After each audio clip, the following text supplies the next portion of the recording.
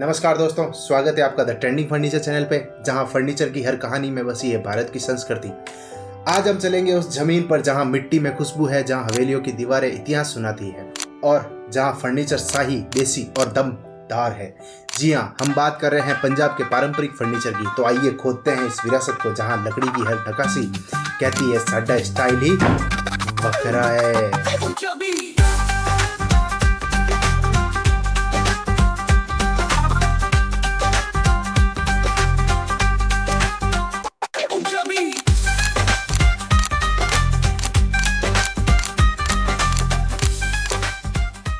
पंजाब की जीवन शैली और फर्नीचर की भूमिका। पंजाब की संस्कृति विशाल दिल, खुले दिल और ठाट बाट वाली है। यहाँ घर बड़े होते हैं, बैठ के लंबी चलती है। फर्नीचर सिर्फ आराम या जरूरत नहीं, बल्कि गौरव, मेहमान नवाजी और शान का प्रतीक है। फर्नीचर हर घर में सजे धजे दिखाई देते हैं। शादी ब्याह में दिए गए लकड़ी के संदूक, मेहमानों के लिए बारीक कढ़ाई वाले मसनद और कुर्सियां, चारपाई जो जीवन की धड़कन है, सुबह की चाय से लेके शाम के किस्सों तक।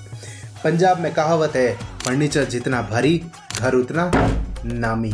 उपयोग की जाने वाली लकड़ियां। पंजाब के फर्नीचर के लिए चुनी जाती है बेहतरीन लकड़ियां शीशम, रोजवुड, मजबूत, टिकाऊ और गहरे रंग वाली सबसे लोकप्रिय लकड़ी।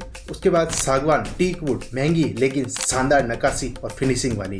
कीकरवुड सस्ती और देसी विकल्प होती है। ये तून की लकड़ी हल्की और स्थानीय स्तर पर इसका उपयोग किया जाता है। खास बात यह है कि लुधियाना, पटियाला और अमृतसर, इन शहरों में फर्नीचर बनाने के लिए स्थानीय लकड़ियां बहुतायत मात्रा में पाई जाती है। पारंपरिक फर्नीचर के प्रकार।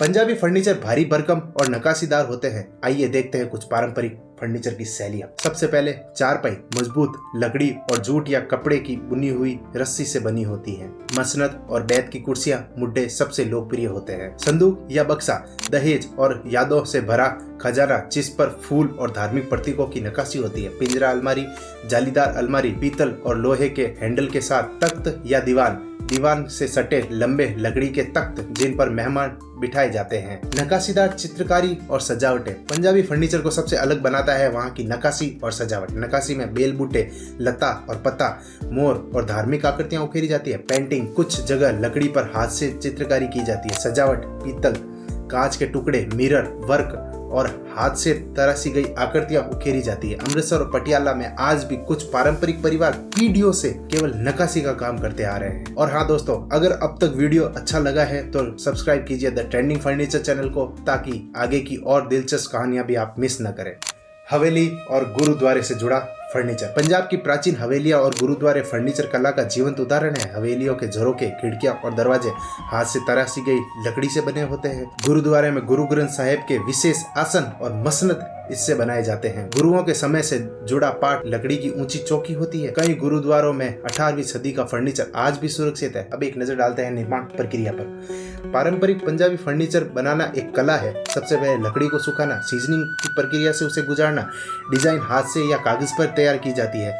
छेनी, हथौड़ा और रंधे से नक्काशी की जाती है। जोड़े, गोंद और लकड़ी के खांचे से बनाए जाते हैं। अंतिम रूप से रंगाई या पॉलिश सरसों का तेल या देसी वैक्स से की जाती है। एक संदूक बनाने में 7 से 10 दिन का समय लगता है और एक चारपाई की रस्सी बुनने में 3 से 4 घंटे लग जाते हैं। अब बात करते हैं कुछ दिलचस्प तथ्यों की।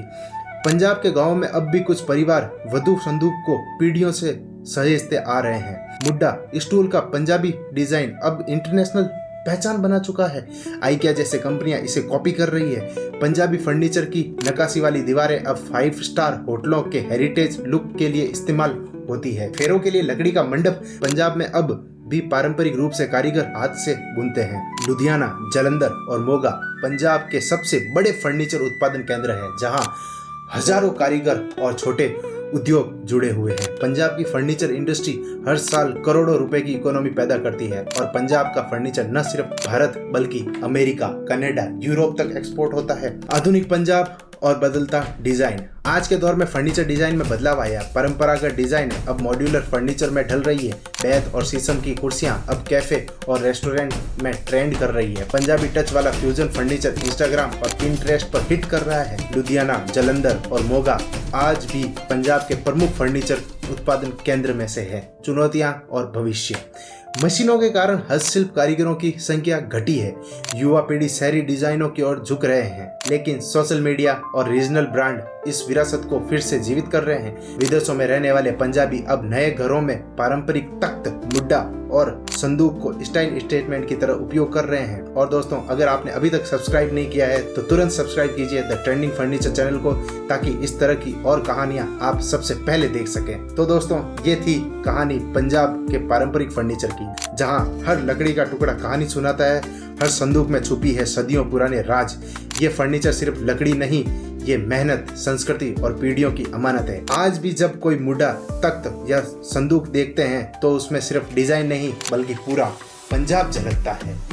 अगर आपको यह वीडियो पसंद आया हो तो लाइक कीजिए, शेयर कीजिए, सब्सक्राइब कीजिए द ट्रेंडिंग फर्नीचर चैनल को, और नीचे कमेंट में बताइए क्या आपके घर में कोई पुराना फर्नीचर विरासत में मिला है। नमस्कार, जय हिंद, जय भारत।